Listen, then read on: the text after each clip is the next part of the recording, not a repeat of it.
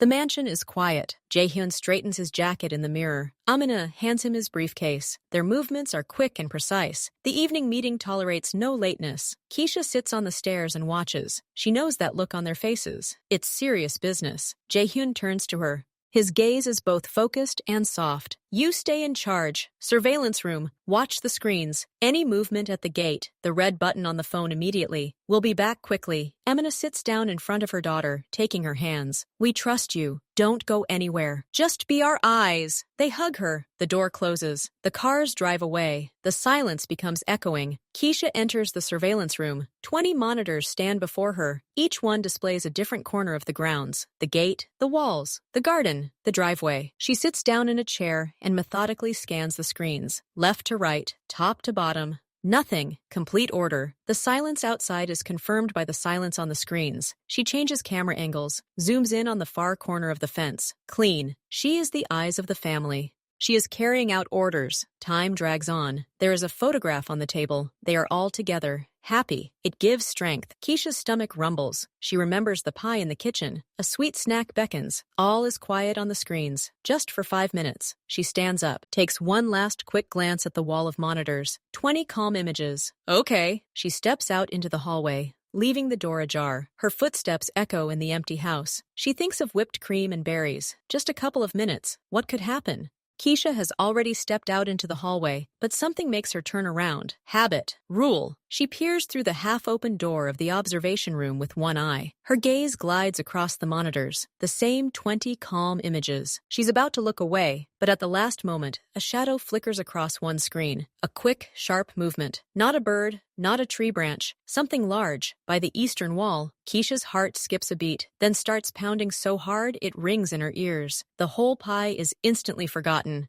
She takes 2 steps into the room, her eyes never leaving the screen. The silence around her becomes oppressive, ringing. The shadow disappeared. Maybe it was her imagination, a trick of the light, but everything inside her tightens into a cold lump. She doesn't move, holding her breath, and stares only at that one monitor. In the lower right corner, camera number 12, east wall, a section hidden by overgrown ivy, and the shadow appears again, clearer, more defined. This is not one movement. There are several. People. There are 3 of them, perhaps 4. They are dressed all in black, thick clothing that blends into the evening twilight. Their faces are hidden by masks or hoods. They move as one, quickly and silently, like shadows. Keisha watches as the first of them, the most agile, runs up to the wall. His movements are precise, practiced. He doesn't climb at random. He knows the weak spot. He finds a foothold, clings, and a second later, his silhouette is already at the top. He helps the next one. They scale the high fence in a matter of moments, like ghosts, past the flickering lights of the alarm. The system isn't working. They've bypassed it. They're on the property. Inside, at her home, cold terror washes over Keisha from head to toe. Her hands go numb. But despite the panic, clarity flashes in her mind, clear like her father's instructions. These are those anyone. Danger, here and now. They're not just thieves. Thieves don't move like that. They don't climb over the wall of a mansion with cameras. They move with a purpose. Their purpose is the house. Perhaps something in the house. Perhaps herself. Keisha's legs carry her to the table. She grabs a special phone, heavy, with a single button under a red cap. Her fingers tremble, but her movements are precise. She rips off the cap and presses the button. There's one long beep, 2. Every second feels like an eternity. She presses the phone to her ear so hard it hurts, her eyes glued to the screen. The strangers have already crossed the lawn and are creeping toward the house. They're discussing something with gestures, pointing toward the entrance. Dad, she whispers hoarsely when the phone finally clicks. Keisha! Jaehyun's voice was steely, composed, without a hint of question. He'd already figured it out from the call itself. There are people here, she forces out the words, trying to speak as clearly as he once taught her. Her voice breaks, but the information is clear. At the eastern wall, they're already inside the compound. 3 of them, in black. Their faces are invisible. A short pause. On the other end, a car makes a sharp turn, the roar of an engine picking up speed. Good. We're on our way. Very quickly. Turn on the exterior lights, lock all the interior doors, and find a safe place. Hide. We're on our way. The connection is lost. The order has been given. We're on our way. Those aren't just words. They're a promise. But he also said, hide. That means time will pass before they arrive. A few minutes. Those few minutes are now her battlefield. Keisha hangs up. She looks at the screen. The first of the men in black is already at the main door, pressing something against the lock. She has no time to hide. She only has time to act. The fear is still there, a prickly lump in her throat, but it recedes, giving way to another feeling, a burning, clear decision. This is her home. They are waiting for her. She won't just hide. She will fulfill the other part of the rule. Delay the threat, at any cost. My father's voice on the phone isn't just words. It's a command forged of steel. It doesn't waver. Every syllable is absolute clarity and cold determination. We're already on our way. Very quickly, these words fall into Keisha's mind like heavy, reliable anchors. They leave no room for doubt. Help is coming. She has support. Turn on the outside lights. Lock all interior doors. His instructions are swift and precise. He mentally runs through the house, knowing every crevice. Lighting will blind intruders, slow them down, and make them targets for cameras. Locked doors will create barriers, wasting time. And find a safe place. Hide. The final command, logical. The only correct one from an adult's perspective. End the conversation. Execute. Save yourself. The connection is lost. His voice still rings in my ears, but an oppressive silence falls over the room, broken only by the soft hum of the servers. On camera #1's screen, the man in black is already working on the main door lock. Something flashes in his hands. Keisha stands in the middle of the observation room. Her body wants to obey her final command. Hide. Her legs are ready to run deeper into the house, to a secret closet, or to the second floor, but her gaze is glued to the monitor. She sees the door outside trembling slightly. There's no time to find shelter, to lock the many doors. They'll get in first. They'll find her tracks. They'll search. The thought of simply lying low and waiting for these shadows to prowl her house, touch her parents' belongings, and approach her refuge suddenly becomes unbearable. It's not just fear, it's anger, a quiet, burning indignation that burns away the last of her panic. This is her home, her fortress. It was entrusted to her. Her father said, "You remain in charge. A leader does not hide while the enemy is within the walls. A leader protects." The decision comes not in a flash, but like a heavy, inexorable wave. It won't simply wait. It will resist. It will delay them.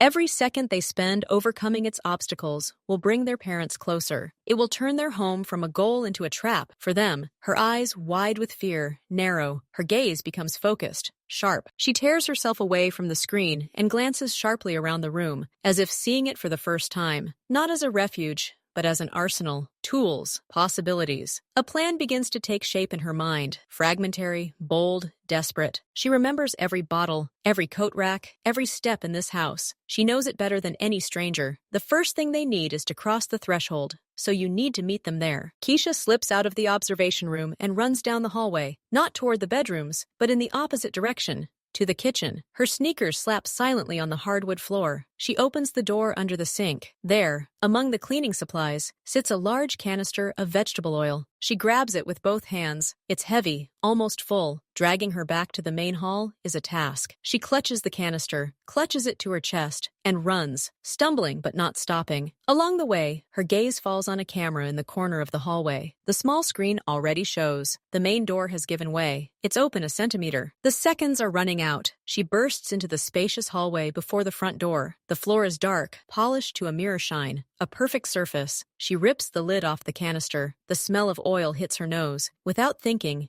she tilts the heavy container and begins pouring. A golden, viscous liquid spreads in a wide puddle across the dark wood just in front of the entrance. It spills every last drop, creating a long, wide, and deadly, slippery area. The canister crashes to the floor. Keisha jumps back into a clear patch. She looks at her creation. At first glance, it's just a wet spot in the semi-darkness. The trap is primitive, but it must work. The first step inside, and the guest will lose their balance. She hears a muffled creak outside. The door opens a little wider. There's no time for a second thought. Keisha turns and runs further down the corridor, leaving the first, oily line of defense behind her. Behind her, the muffled creak of the front door opening can already be heard. Keisha doesn't look back. She rushes into the next hallway, a narrow passage leading to her father's study and the dining room. It's carpeted here, but the edges are open parquet. She needs to slow them down here before they recover from the initial shock. Her gaze falls on the door to the utility room. She tugs it open. Inside, on a hook, hangs a roll of strong twine, the kind used for wrapping large boxes. She rips it off. It's a good length, several meters. She needs anchor points. On the left is a heavy antique coat rack, securely bolted to the wall. On the right is the massive door handle to the office. Perfect. She ties one end of the rope to the rack's leg, just below the floor, with a tight knot, familiar from rock climbing. Then, squatting, she runs with the other end across the hallway. She doesn't pull the rope very high, just ankle level.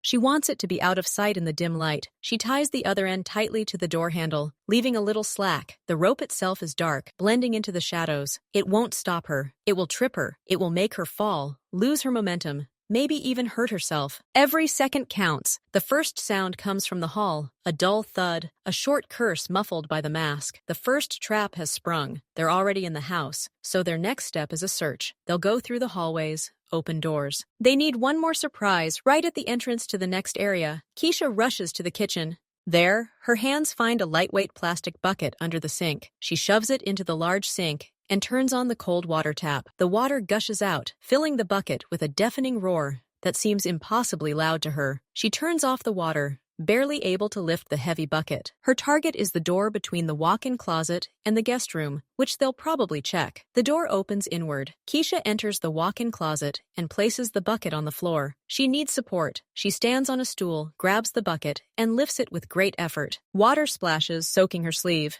She places the bucket on the top edge of the slightly open door, carefully keeping its center of gravity on the outside. She carefully removes her hand. The bucket stands, swaying, but holding upright. The trap is as primitive as a comic book, but in the darkness, as they push the door, thinking only of what's behind it, they won't look up. The light plastic door will open, and the bucket will tip over. Cold shock, wet clothes, temporary disorientation, a few more precious seconds. Clearer sounds were coming from the hallways, heavy breathing, muffled conversation, cautious footsteps on the slippery floor. They had recovered and were moving inside. She had no time to set any more physical traps. She needed something else, to let them know they weren't alone, that the house was alive and dangerous. A smart speaker, large, with powerful sound. It sits in the living room. Her father sometimes listens to music through it. Keisha runs to it and grabs her phone. Her hands are shaking, but she remembers how she connected to the speaker a month ago to listen to a podcast. She opens the app and pokes her finger. The connection is established. Now the sound. She needs something frightening, animalistic, primal. She quickly types "angry big dog bark defense" into the search engine. She finds the recording. 15 seconds of pure, furious growling and barking of a German shepherd. Perfect. She puts the recording on repeat, turns up the volume on her phone to maximum, then on the speaker itself. Her finger hovers over the play button. She listens. Footsteps are already in the first corridor, by her rope. Now, she presses play. A deafening, realistic bark erupts from the speaker's powerful speakers, and then, thanks to the smart home system, from the speakers in the kitchen and hallway. It doesn't just sound. It fills the entire space, leaping from room to room, creating the complete illusion that a huge, enraged dog is rushing through the house straight at the intruders. The growl is low, vibrating, the bark staccato and furious. Keisha freezes, listening above the sound. From the hallway comes a sudden movement, a short, startled cry muffled by the mask, and the sound of someone hitting something. A second trap? Rope? It doesn't matter. The sonic attack is working. They're frozen, scared, disoriented. She's gained another half-minute, maybe a whole minute. The barking roars furiously through the house, creating chaos of sound, but Keisha knows it's an illusion. Sooner or later, they'll realize the dog isn't there, or they'll stop being afraid of it. They need to be greeted with something real. Something tangible, something that bites, hits, and gets dirty. She rushes into the kitchen again, this time as if it were an ammunition depot. Her gaze darts over the shelves and countertops. She grabs an empty shopping bag with long handles lying on a chair. The first strike force is eggs. A carton of a dozen white eggs flies into the bag. Perfect grenades, fragile, sticky, distracting. Then tomatoes. Several large, slightly soft tomatoes from a bowl on the table. On impact, they will turn into red splashes, blinding, frightening, creating an eerie sight. Her gaze falls on an open jar of flour, left over from baking. She slams the plastic lid shut, but not quite completely, and stuffs the jar into the bag. The white cloud is an excellent smokescreen. As a final touch, she grabs a roll of heavy-duty garbage bags. Not a weapon, but it might come in handy. The bag feels heavy. She hoists it over her shoulder. This is her arsenal. Silly, funny, but unexpected. They expect alarms, locks, security. They don't expect flying eggs and tomatoes. The barking continues. It echoes off the high ceilings, creating an eerie, living aura in the house. Keisha uses the noise as cover. Her own rapid footsteps, the rustling of her bag, even her heavy breathing, all are drowned out by the furious barking. She creeps back toward the main corridor, but doesn't step out into the open. She chooses a position, a small alcove under the stairs leading to the second floor. From there, she can see the entrance to the hall and the beginning of that narrow corridor with the rope. It's the perfect ambush. She sets the bag of ammunition on the floor and opens it. The barking works in her favor. She hears someone in the hall, carefully, with gliding steps, stepping around the oil stain. Angry whispers are heard. Then, footsteps toward her corridor. And then there's a new sound. A dull thud, a short scream, and the slap of a falling body. Then a second voice stumbles and curses louder. The rope has worked. At least 2 people are out of action for a few precious seconds. But there are 3 of them. That means one, the most cautious, could have stayed in the hall or gone the other way. The barking continues, preventing them from coordinating. Keisha holds her breath. She's ready. Her heart beats in time with this false canine growl. They're inside. The first of them, the one who worked on the lock, stands in the hall. He's tall and lean. Through the narrow slits in his black mask, only an angry, intense gaze is visible. He looks at the oil puddle and at his comrade, who slipped and bruised his knee. Their sense of superiority is gone. This house has already caused them problems. The second burglar, heavier, rises from the oily floor, his clothes stained. He nods toward the corridor, from which the sounds of the fall came. Their third comrade went to investigate. The tall man signals with his hand to move. They skirt the puddle and head into a narrow corridor. Just then, the barking, previously thundering in the distance, suddenly erupts with renewed vigor from the speaker in the living room. To their right, both flinch and instinctively duck. It's a natural animalistic reaction to the growl of a predator. It is this movement, this distraction, that prevents them from seeing the dark rope at their feet in the semi-darkness of the corridor. The heavy one, the one who had already fallen, goes first. His foot catches on the rope. He doesn't just stumble, he flies forward with all his weight, hitting his shoulder and head against the wall with a dull thud. He freezes, stunned. The tall man, following him, freezes for a moment, trying to figure out what happened. He sees the rope, sees his partner lying down. His hand reaches for his belt, where something flashed. But before he can do anything, a new sound is heard, muffled, from behind the door to the left. A knock? A noise? He's distracted by the closet door. It's logical to check if that's where the threat is coming from. He takes a step and pushes the door open with his shoulder. A plastic bucket resting on the top doorframe plummets. Icy water descends on him in a devastating torrent, drenching his hood, his mask, and running down his collar. He jumps back with a stifled cry, shaking his head, temporarily blinded and shocked. At that moment, the barking suddenly ceases. A deafening, oppressive silence ensues, broken only by the heavy breathing of the 2 men in the hallway and the drops of water falling from the tall man's clothes. They are disoriented, wet, and one is stunned. Their plan collapsed within minutes. They didn't even have time to begin their search, and the house, which should have been empty and defenseless, turned out to be full of hidden threats. It was in this silence that they heard a new sound, not a bark, a light rustling. And at the end of the corridor, in a niche under the stairs, they saw a figure, small, standing motionless, something in its hands. The first of the men in black, the one who had been working the lock, pushes the heavy door. It gives way with a soft creak. Instead of a dark, silent hallway, he's greeted only by the dim light from the corridor, falling on the strangely shiny parquet floor just beyond the threshold. A second to process the situation. Wet cleaning? A leak? His brain, primed for secrecy and threat, doesn't have time to process the mundane possibility. He takes a confident step inside. His foot, in his sturdy black shoe, lands on the shiny surface. All traction disappears. His foot moves forward with an unnatural, frightening speed. His entire body, already bearing weight, lurches sharply. He instinctively throws out his arms, trying to grasp at air. A short, stifled exhalation escapes from under his mask. He falls backward with a deafening, wet slap that echoes throughout the hall. The impact with the floor knocks the breath out of him. He lies there, staring at the ceiling, for the first few seconds, unsure of what has happened. He can only feel the cool, sticky wetness instantly soaking his back and the back of his neck. His partner, following him, is already crossing the threshold. He sees his comrade falling, but his own momentum carries him forward. He tries to jump sharply to the side, but the other part of his soul also lands on the oily edge. His legs split. He falls sideways with a crash, hitting his elbow and hip painfully on the hard parquet floor, and his momentum causes him to slide a few centimeters, colliding with the other man's foot. They both lie there,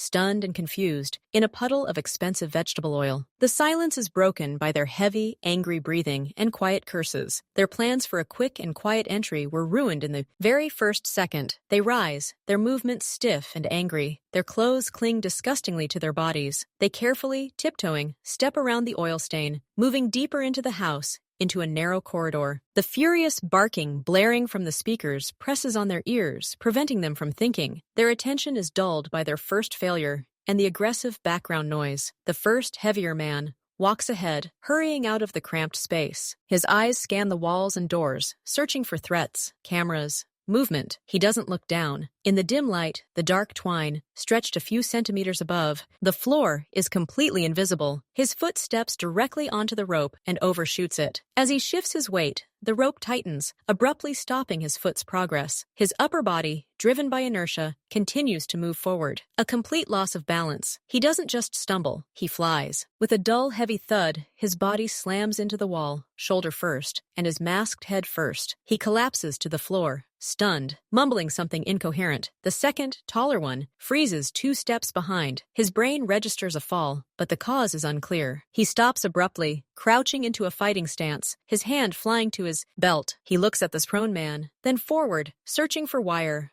a sensor, anything. He sees a rope, simple twine. Humiliation hits his head harder than fear. They were stopped by a child's trap. He takes a cautious step over the rope and his comrade's body, his nerves taut as strings. He is no longer just a trespasser. He is cornered by irritation and wariness. Every next step is a test. The tall man notices a door on the left. It's ajar. There's no barking coming from behind it. It's quiet. A logical place to hide, or where a threat might come from, or simply the next room to search. Irritated and wet with oil, he wants to act, not stand around. He decides to check. He approaches the door and listens. Nothing. He pushes the door with his shoulder, not harshly, but with a strong, confident pressure, so that he can enter immediately if anyone is there. The plastic door is lightweight. It opens easily. The bucket of water resting on the top end loses its footing. It doesn't just fall, it flips over. A torrent of icy water, heavy and solid as a waterfall, crashes down on him from above. He's caught completely off guard. The cold shock paralyzes him for a moment. The water lashes his head, pours down his collar, under his mask, blinding and freezing his skin. He jumps back with a hoarse, stifled cry, shaking his head like a wet dog. Water fills his eyes, his nose, and runs down his back and chest, instantly soaking his already oily clothes. He shivers from cold and rage. The silence that follows the sudden cessation of barking deafens him even more. He stands there, dripping, trying to wipe his eyes through the wet fabric of his mask, disoriented,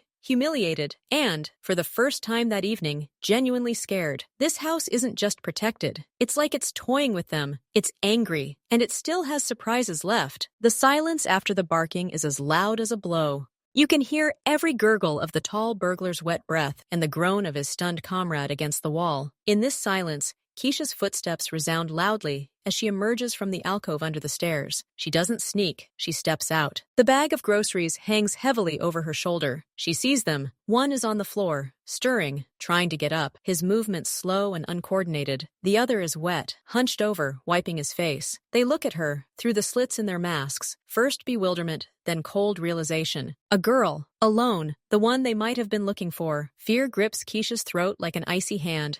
But she sees the oil on their clothes, sees one of them clutching their shoulder. They've already been defeated by her traps. They're not all powerful. She stands between them and the heart of the home. She is the promise made to her parents. Her hand reaches into her bag. Her fingers touch the smooth, cool shell. She doesn't scream. She speaks clearly, her voice trembling, but it rings in the silence. Get out! The first egg flies in a short, sharp arc. It's not meant to wound. It's meant to shock. It hits the tall man in the middle of the chest. There's a dull, rich pop. The yolk and white splash across the dark fabric, spreading into a grotesque, sticky mess. The tall man flinches in surprise, looking down at the stains. His brain refuses to comprehend. An egg? Keisha already has a second one in her hand. She throws it at the one on the floor, who has just risen to his knees. The egg hits his masked forehead. The shell shatters. Sticky goo flows into the eye slits. The man screams and stumbles back, blindly running his hands over his face. Now it's the tomato's turn. Keisha grabs one. It's heavy, soft. She throws it with all her might. The red tomato hits the wet tall man in the shoulder and smears across his jacket, adding scarlet splashes to the water oil egg mixture. The second tomato flies at the first, hitting him in the neck. Cold, slimy flesh runs under his collar. They don't attack. They're frozen in a state of complete cognitive dissonance. They were trained to resist, to overcome security, to confront. They weren't taught what to do when groceries from the supermarket are flying at you. It's absurd. It's humiliating. It's frighteningly effective because it paralyzes the will for seconds.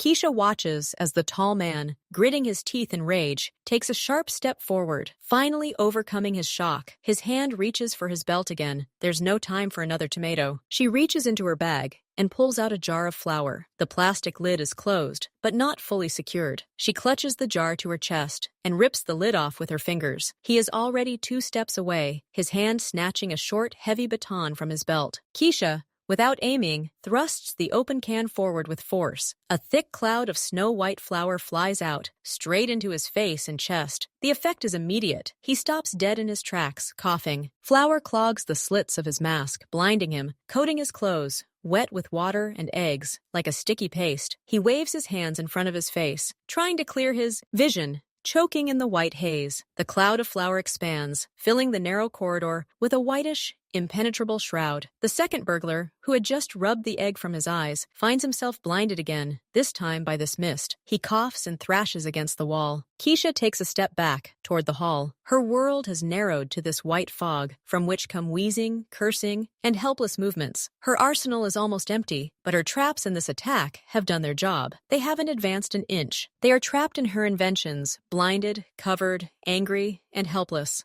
She has won every promised second. Now she just needs to hold on. A white cloud of flour slowly settles, turning into a sticky paste on the wet floor, and the burglars close. The tall man, blinded and coughing, takes a careless step back, trying to escape the murky haze. His foot lands on the edge of an oily puddle spreading from the hallway. The treads on his soles, already clogged with flour and egg mixture, lose their last grip. His legs lurch forward. He falls backward, his butt hitting the edge of the massive oak cabinet in the hallway. The sound is dull, bone-like. His body goes limp, his arms flailing limply. He doesn't move. The second burglar, making his way to the hallway exit, steps on a wet patch of parquet. He slips and instinctively grabs the doorframe, but his hand, stained with egg and flour, slips. He loses his balance and falls, hitting his temple on the handle of that very same cabinet. A short exhale, and his body freezes next to his comrade. The third one, the one stunned by the wall in the hallway, finally rises to his feet. He sees those lying in the hallway, sees Keisha standing in the distance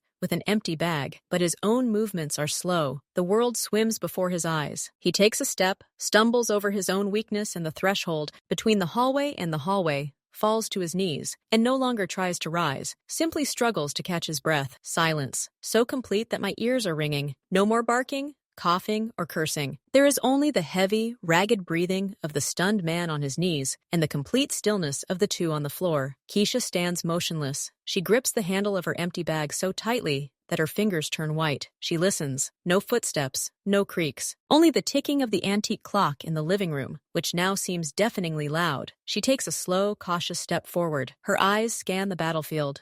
2 bodies in black lie motionless in strange, awkward positions. A third sits hunched over on the floor, his head bowed. Evidence of her defense is everywhere. Golden streaks of oil reflecting the light, white and yellow stains of eggs, red splatters of tomatoes. Flour settled on everything like frost, and a large puddle of water. The air smells like a kitchen after a failed cookout, and something pungent. Sweat and dust. She doesn't come closer. She watches. The tall man's chest rises slightly. He's breathing. The other one, too. They're alive. She didn't mean for this to happen, but her traps and their own panic had done their job. She retreats to the stairs, leaning her back against the cold railing. The adrenaline begins to subside, and a small, uncontrollable shudder runs through her body. She did it. They didn't get through. The house is intact. She is intact. She held them off until, at first, it's a distant sound, barely perceptible, just below the threshold of hearing. Not a bird, not the wind. A steady, growing hum. One thing. 2. Engines. Revving high, harshly, aggressively. Keisha freezes, listening. The sound becomes clearer, closer. This isn't ordinary street noise. It's cars speeding down their quiet driveway. Tires squeal on the turns. Keisha's heart, just beginning to calm,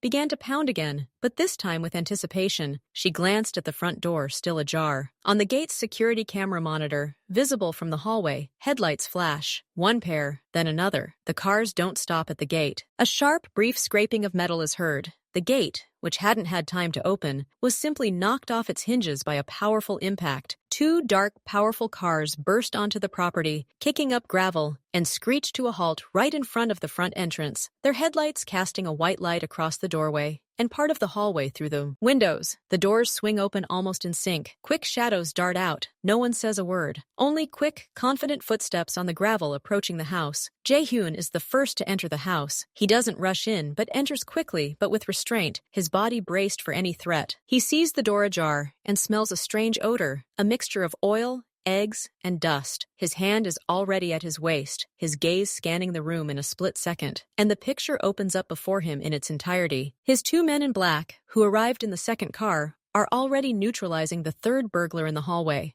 But that's not the main thing. The main thing is the hall. The floor resembles a battlefield after a food fight. Two bodies in black, unconscious, lie in puddles of an incomprehensible substance. Oil glistens everywhere. Yellow and red stains are visible, white spots of flour. Water drips from the ceiling, and there stands his daughter, pale, trembling, holding an empty bag in her hand, pressed against the stairs. Amina burst in after him. Her eyes immediately, instinctively, find Keisha. Keisha! Is not a scream, but an exhalation of horror and relief. She tries to rush forward, but Jae-hyun stops her with a quick movement of his hand, pointing to the slippery, flooded floor. Amina freezes in the threshold, her eyes darting from her daughter to the fallen people, to the absurd chaos. Her face is a mixture of incomprehension, fear, and shock. This is not the picture she feared to see. This is something surreal. Jae-hyun takes the first cautious step, skirting the oil stain. His gaze is already analytical. He sees more than just a mess. He sees an empty oil can against the wall. He sees a dark rope stretched across the hallway. He sees a plastic bucket lying on its side. He sees a flour can. He's putting together a puzzle.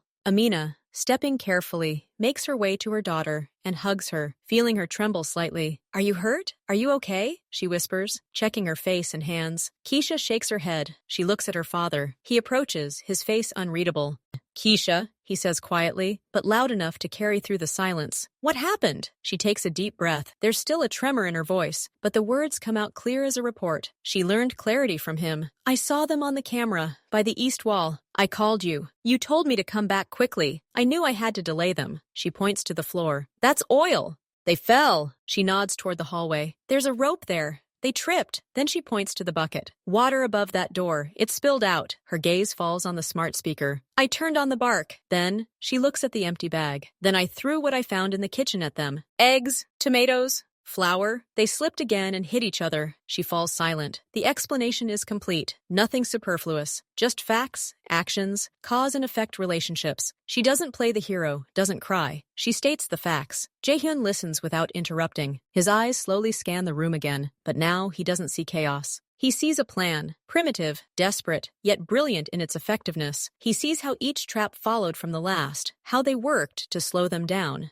to disorient them. The oil destabilized them. The rope took advantage of their haste and poor visibility. The water shocked them. The barking created psychological pressure and masked the sound of her movements. The food attack, it was an act of desperate courage, turning them from hunters into blinded, engulfed victims of the absurd. He looks at his daughter, at her pale, serious face. He remembers her frightened but clear words on the phone. He sees now the result of her decisions. She didn't cower in a corner. She didn't simply warn. She engaged a superior enemy and bought him time, one with interest. His stern, stony face softens. A faint glimmer appears in the corners of his eyes. It's not a smile. It's something deeper, respect. Warm, unconditional respect, and pride that fills his chest with warmth. He takes a step toward her, carefully placing his foot on clear ground. He looks her straight in the eyes and places a heavy, firm hand on her shoulder. His touch is firm, anchoring. "You didn't just hold them off," he says, his voice low, almost reverent. "You executed a defensive operation. You utilized the terrain and the resources at your disposal. You maintained control." He pauses, his gaze growing even more serious. "You were a true protector, the best I could have ever dreamed of." It's the highest praise she's ever heard from him. Not good boy, not smart girl, a true protector. His tone and words erase the last of her trembling. Keisha straightens her back under his arm. She nods. Everything she's done was for those words, for that look. Jae-hyun's words hang in the air. Amina, still holding Keisha, hears them. Her embrace, which had been a rush of startled tenderness, suddenly changes character. It becomes tighter, more deliberate. She pulls back just enough to look her daughter in the face. Her fingers gently push a strand of hair from Keisha's forehead, damp with tension. "I was so scared when I heard your call," Amina says quietly, and there's no reproach in her voice, only a shaky relief. "I was only thinking about how to get to you faster." Her eyes, full of tears that never fell, scrutinize her daughter's face, searching not only for physical signs, but also for emotional ones. She sees in them not a child's fear, but an adult's weariness after hard work. And her fear is finally replaced by another feeling, a shocked,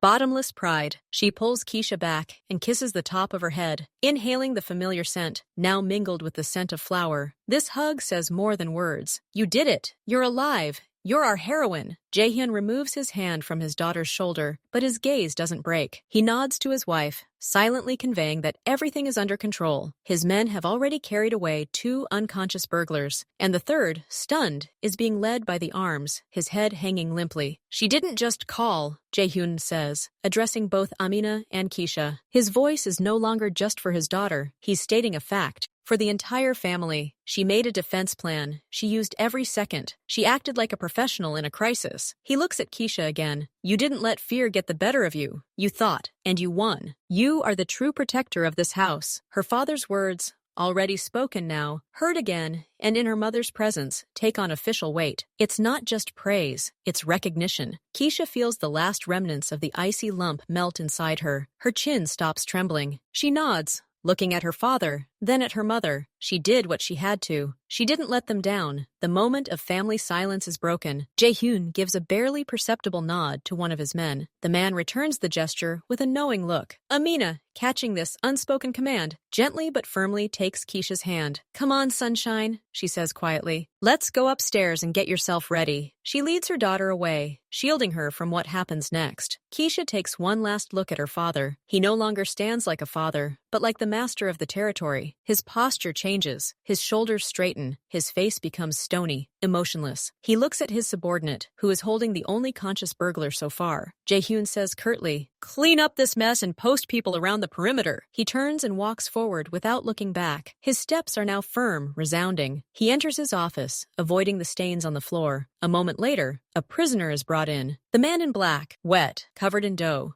no longer looks threatening. He looks pitiful. His mask has been removed. His face is pale. His eyes dart around the room, stopping on Jaehyun's stern figure, standing by the huge, dark desk. Jaehyun doesn't sit. He stands with his palms on the tabletop. He doesn't shout. His voice is quiet, cold, and very clear. "You have one chance to tell everything at once," he begins, looking straight at the captive. "Who sent you?" The prisoner tries to straighten up, to pretend he's still in control, but his gaze betrays an animal fear. He saw how this man looked at that girl, and now those same eyes look at him, and there's nothing human in them, only ice and calculation. I won't say anything," he mutters, but his voice trembles betrayingly. Jaehyun doesn't move. He just stares. The silence in the office becomes palpable, oppressive. It lasts longer than any scream. "You broke into my house," Jaehyun finally says, almost thinking out loud. "You scared my family. My 11-year-old daughter made a joke out of you and your friends. You were lying in a puddle of whatever she found in the kitchen." He pauses briefly, letting the humiliation sink in. "Your employers already know about the failure. They'll cut you out. You have no allies. You only have me. And my question is, who?" The prisoner swallows. A struggle rages in his eyes. Fear of the unknown employer versus fear of the man who is here, in this room, and who sees him as a problem that demands an immediate solution. And he breaks. The name escapes his lips in a whisper. The name that escaped the prisoner's lips hangs in the quiet office. It's not a resounding one, not the name of a powerful enemy from another clan,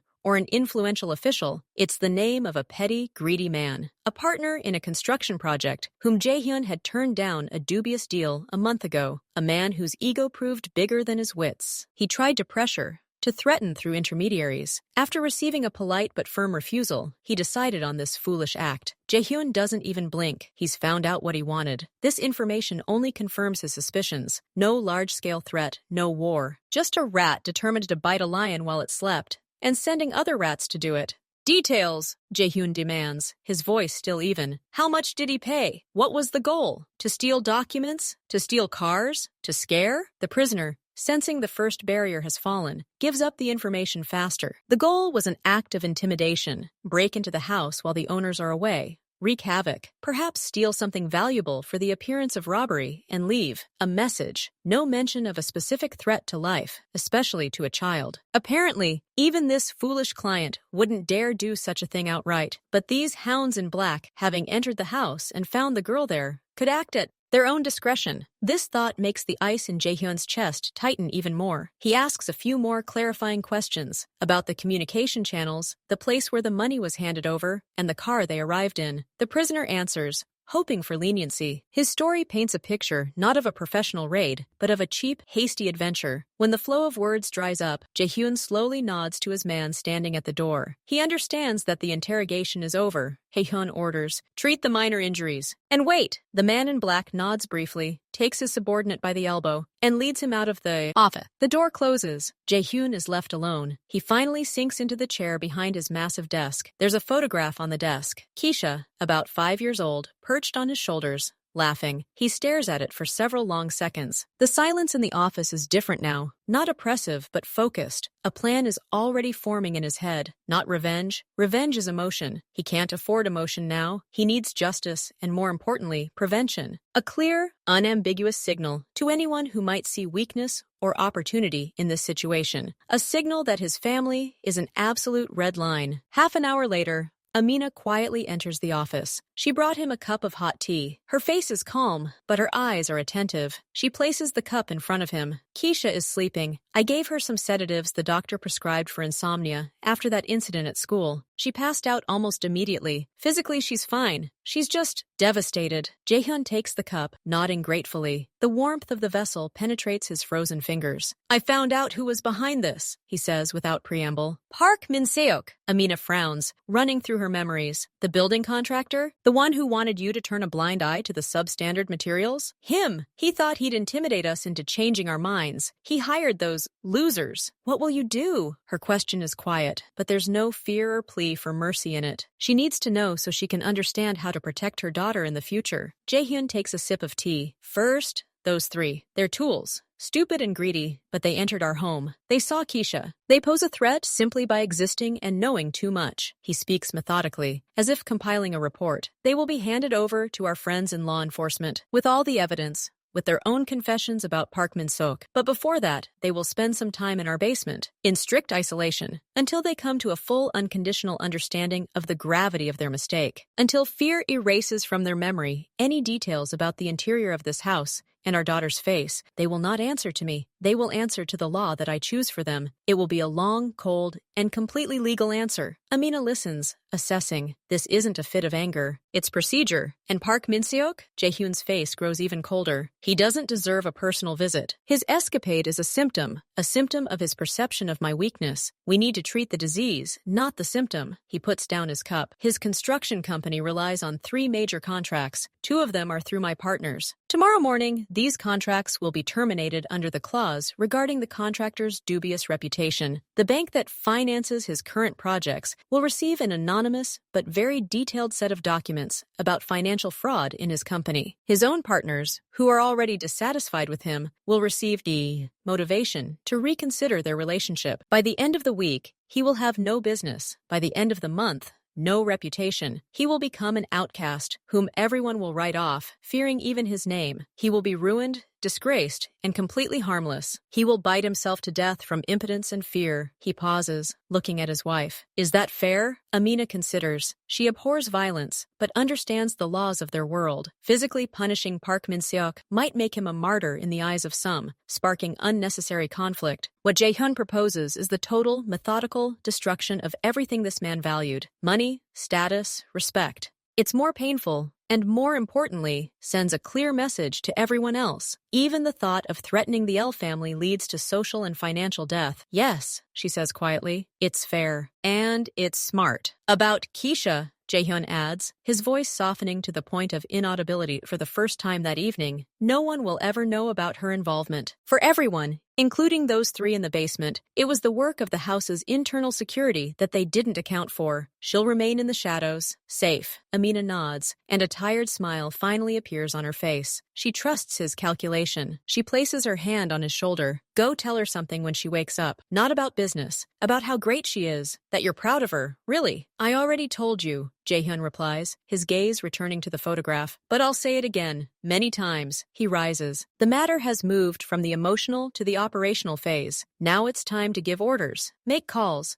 Set well-oiled mechanisms in motion. Justice shouldn't be spectacular. It should be inescapable, like a cold, methodical dawn after a restless night. He leaves the office, heading for the place in the house where they are waiting for him to receive. Further instructions. The first order will be to move the prisoners, then a series of phone calls. Park Min-seok didn't yet know that his foolishness today would be the first and last decision of his life that would have any consequences. He will soon understand this. The basement of Lee's mansion isn't a dank, dark dungeon. It's a utility room with white walls, good ventilation, and the bright, relentless light of LED panels. It's punctuated by the low hum of food freezers, the steady hum of the electrical panel, and a silence broken only by these man-made sounds. His men lead 3 captives here to a specially prepared, isolated, windowless storage room. The procession moves silently. The 2 who hit their heads are practically being carried. They're half-conscious, their steps stumbling. The third, the one who testified, walks on his own, but is being led by the elbows. His eyes, accustomed to the dim corridors and the shock of what happened, squint in the bright light. He sees cleanliness, order, and feels the chill emanating from the concrete floor. This cold and order frighten him more than the darkness or the screams. There are no emotions here, only function. The room they're placed in is empty, completely empty. No furniture, no objects. Just smooth walls, floor, and ceiling. The door is heavy metal, with a peephole on the outside. They're led inside. Jae-hyun watches from the side, in the shadows near the electrical panel. His hands are stuffed in his pants pockets, his face expressionless. Before closing the door, his senior assistant, a man with the same stony face, utters a single phrase addressed to the most intact captive. You will wait here. A medic will examine you. Water and food will be brought. No talking. Any attempt will worsen your situation. The door closes. The sound of a heavy bolt, the click of an electronic lock, the silence, broken only by the muffled groan of one of the stunned, becomes absolute inside the room. Jae-hyun approaches the door. He doesn't look through the peephole. He simply stands nearby, allowing those inside to sense the presence outside through the silent vibrations of his footsteps. His reflection is icy, crystal clear. These people are pawns, but pawns who have crossed the threshold. They have seen his home. They have seen Keisha at her weakest and at her strongest. They are a walking leak, a living reminder of the peace that has been shattered. He doesn't hate them. He feels professional contempt for their lack of professionalism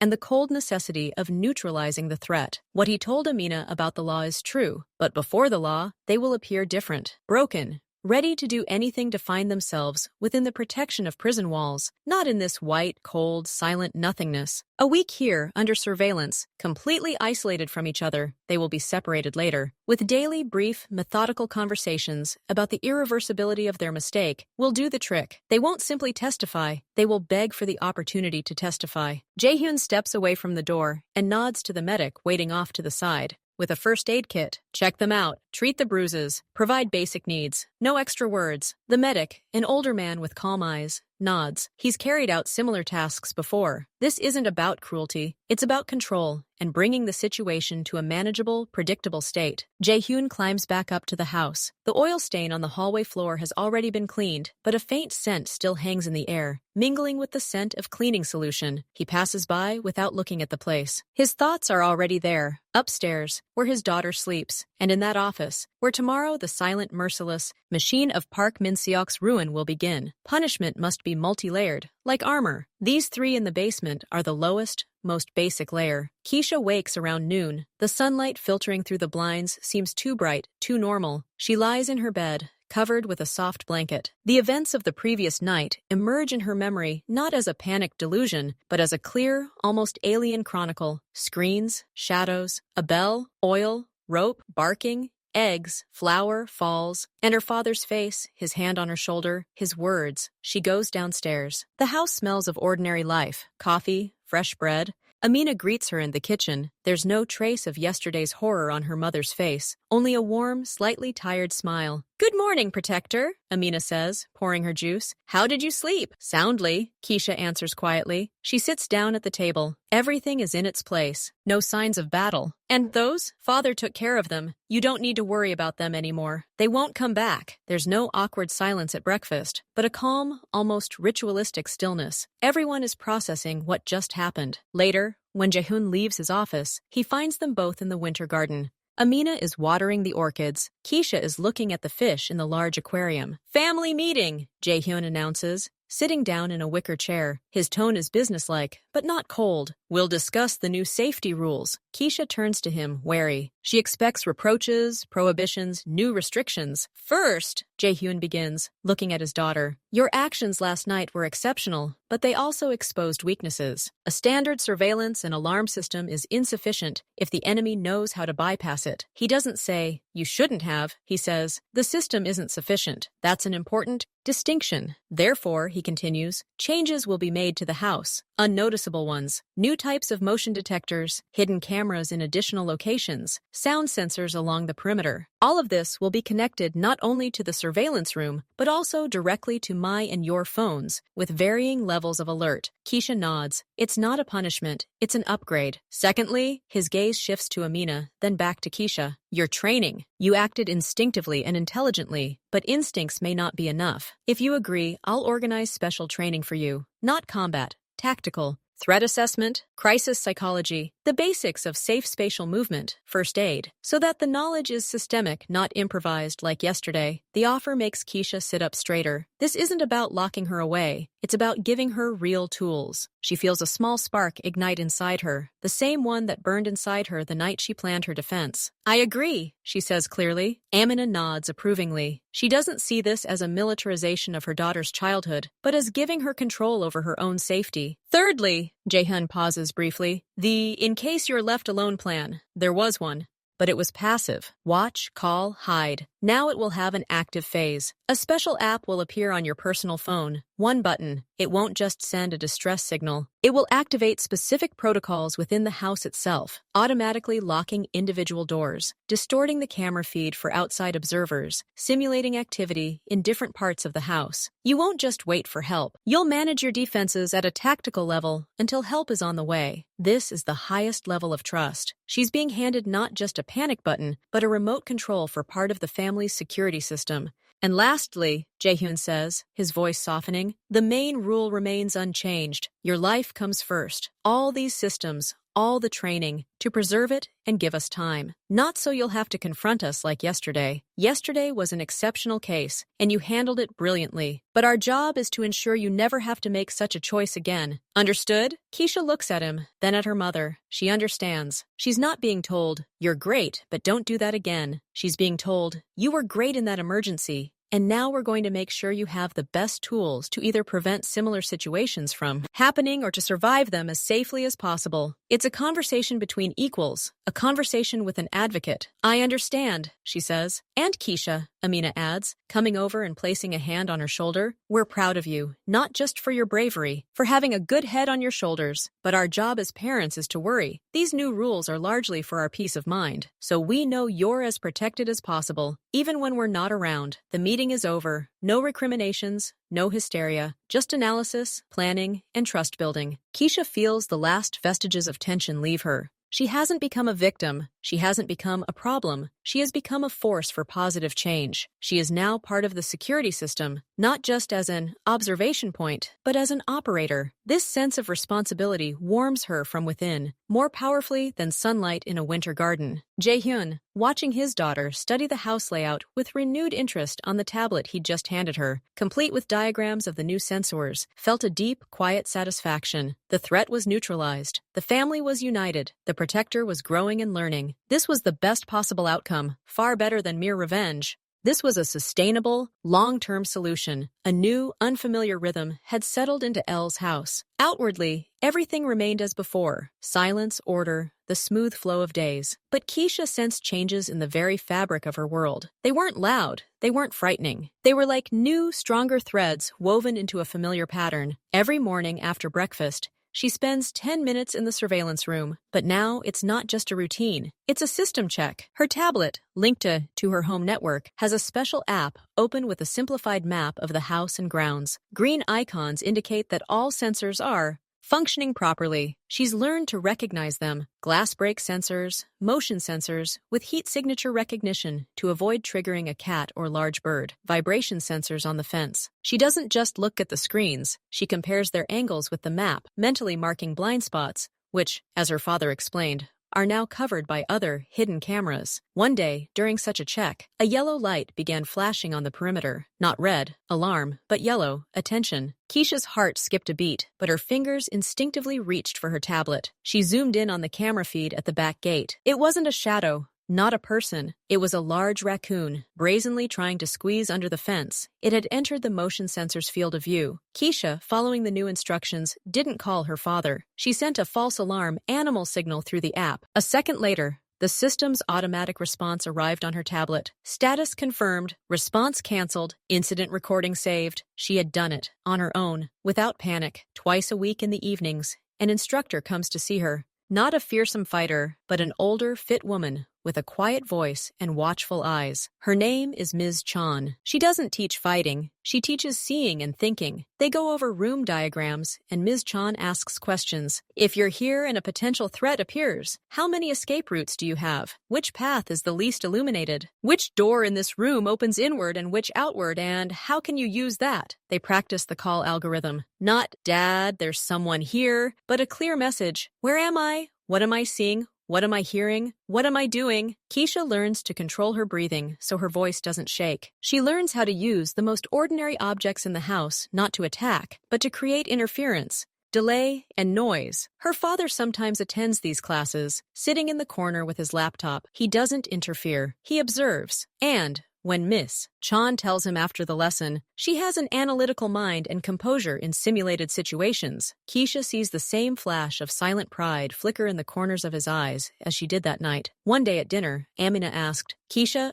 aren't you scared now, after everything? Doesn't the house feel like a fortress now?" Keisha thought about it, putting down her fork. "No," she answered honestly. "It used to be scarier. I used to just stare at the screens and hope nothing would happen. Now I know that if something does happen, I don't just have a button. I have a plan. I know how the system works. I know where to go, what to do until you arrive. This isn't a fortress. It's a toolkit, and I'm learning how to use it." Jaehyun and Amina exchanged glances. There was no bravado in this answer. There was understanding. The new role hasn't made her withdrawn or paranoid. It's made her more attentive. She notices how her father, when leaving, no longer says, "Keep your eyes open," with a hint of alarm. He says, "Keep the situation under control." And that's trust. She notices how her mother, when walking her to school, doesn't glance at every passing car, but smiles calmly because she knows that her daughter has that button on her phone in the most inconspicuous place, and that basic algorithms are running in her head. The strength Keisha discovered within herself that night wasn't brawn or anger. It was the strength of a clear mind in chaos, the strength of responsibility. And now this strength isn't just recognized, it's being legitimately developed, integrated into the family's overall security system. She's not a child to be hidden. She's the first, most important line of defense, the link upon which everyone else's reaction time depends. Before bed, she peers into the surveillance room, as usual. But now she doesn't just glance at the monitors. She runs her hand over the smooth casing of the server, where all the signals originate. She glances at her tablet, charging next to her bed. On her desktop, among the icons for games and school apps, there's now an icon with a simple shield symbol. This is her access, her zone of control. She lies down on the bed. Her body remembers the fatigue from today's classes with Ms. Zhang, from running up and down the stairs as part of the escape route, but her mind is free of anxious thoughts. There is a feeling of competence.